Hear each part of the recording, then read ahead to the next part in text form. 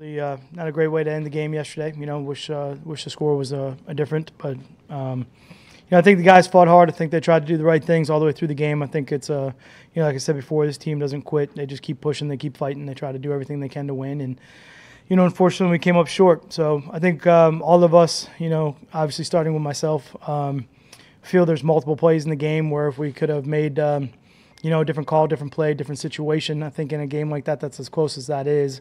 A couple plays here or there really could have affected the outcome, and unfortunately we couldn't do that. And it's something we got to work on. It's something that we talk about all the time. And competitive games, teams that are, real close, and obviously most of the teams in the NFL are pretty much, any given Sunday, the talent level is so high throughout the course of the league that it's going to come down to one possession, one play, a couple plays throughout the course of the game, and you got to be able to execute in those situations. So just got to try to keep finding a way to win and try to do it consistently. I'd say that's probably the biggest thing right now. Okay, yeah, go ahead. I know you got one. I was just going to ask, so on a Monday like this, when the playoffs are now out of reach, Matt, does the message need to change, or I know you guys want to keep on working hard, and obviously wins are important down the stretch. Yeah.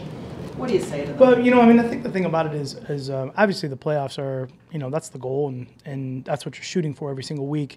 The thing that's different, I think, is that every week you don't walk into the room and talk about playoffs. You know what I mean? Like, you just kind of walk in and talk about the game that week and what you need to do to get ready to prepare and, try to win, and the opponent coming up and all the stuff that you have to do through the course of the week to get ready to go. And in the end, you hope that all of it, works its way out. If you take care of your business, then it usually does. In this situation, obviously a little bit different because that is the reality of where we are in the season.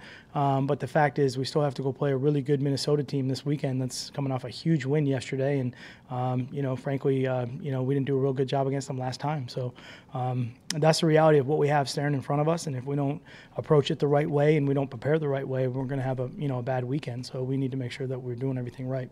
You mentioned it directly after the game, and again here in your opening comments, that wasn't one play that cost you the game regardless of score, and that makes sense, obviously. But you have a lot of guys in that locker room that were pointing fingers at themselves for the one play maybe they messed up that contributed to it.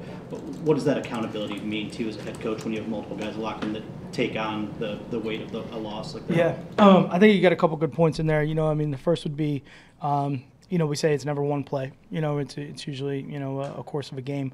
I think there's always situations where coaches and players, they look at one particular play and say, hey, if I had done this better here, it could have affected the game. And there might be, unfortunately in games that you lose, there's probably, anywhere between 6 to 20 of those plays, and especially with a game that's as close as it was. So I think that we're always going to find the one play that we could do better on. There's probably a couple of them. And then, again, collectively as a group, we got to try to all eliminate just that one play, which then obviously accumulates and adds up to, situations where you can't win. So I think that's part of it, and I think the other part of it is, I think it's those guys, like I talk about all the time. They're great guys. They work hard. They take a lot of accountability for what they do. They really are trying to do everything they can to win, and they work extremely hard through the course of the week. So it's obviously very disappointing when we don't win. And for those guys to say that, I mean, obviously it's a great testament to who they are, as players and as people. So I think it's great. It's always going to start with me. I'm the one that's got to get it right from the top. So. We just got to go back to work. And, we know the areas we got to improve on, and there's certainly plays on tape that we're watching through today that we got to get fixed. There's some on tape that are new, that we look at and say, okay, hey, here's a new play, here's a new scheme, here's something we haven't seen before. Let's get this right, or this pressure right, or this play offensively right, whatever it is, special team situation. And then there's plays on tape that we know that we can do better. So just keep going that way. Ford family much, obviously. Can you, I don't know, what have your conversations been like with him? How has Mrs. Ford, handling this season? What? I mean, a lot of that stuff I just, I'm going to keep private, but I will tell you this: Mrs. Ford is an unbelievable lady. She is phenomenal. She's someone that I look up to a great deal, and someone I think really, deserves all the respect and accolades that anybody can give her. She's an amazing woman. It's a joy to have those opportunities to sit down with her and talk and about a lot of stuff, more than just football. So I'm very blessed, that I get to see her. Again, I'm not gonna get into what she feels, but like I said, I'm just real lucky to have her to work for her. Coach, when you started out, you said you looked back some things maybe you would have done differently, called differently, but be a little more aggressive on offense at times been one of those things in retrospect. Well, I mean, it's all, it's easy to kind of second guess some of those, but again, it's a 1-point game. So, there's some situations in there where we think a lot of those plays, maybe if you look at plays and say, well, we could have been more aggressive here on any three phases. We have aggressive plays in all of it. Sure, could they have affected the outcome positively? Sure. Negatively? Sure. You don't know. But we do know that there's definitely plays on tape that we could have done better just in general that would have definitely helped us within the situation that we were in. So we'll get those fixed first. Then we'll go from there. Conservative play calling has been, on offense, has been something that's kind of followed this team a little bit this year. How much of that is dictated by you and what you want versus Sure. maybe what Jim Bob and Jim Bob want? I think in general the play calling on all three phases are plays that we're trying to call to help us win the game. So call them conservative, aggressive.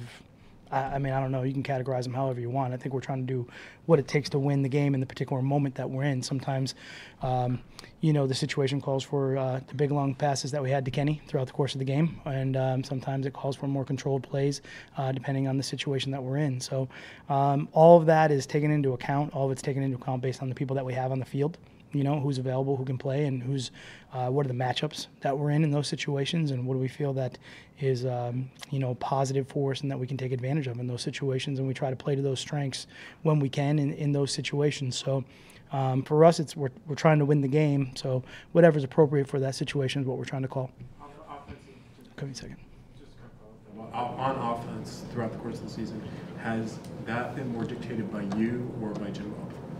As far as just the play? As far as the level of aggressiveness. Yeah, I would say I'm not really sure what spin you're trying to go with the whole thing, but I would say that in general, Jim Bob's in charge of the offense. He puts the packages together, but I'm certainly, I'm in charge of all of it. So all three phases are going to have what I feel is going to help us win that game, in particular the best. Sure, no doubt. We're going to look at it as a holistic team and try to do what we can in all three phases to work together as a team based on what our opponent does to try to put ourselves in a situation to win, which, the reality of it is in the last I don't know how many ever weeks you want to count it, 5 weeks. We've been right there with an opportunity to win, and that's where we got to be, especially against some really good competition and in some really tough environments, and that's where we just got to win. We just got to figure out a way to kind of get over that and win. Hang on one second. Yep, I'll come back.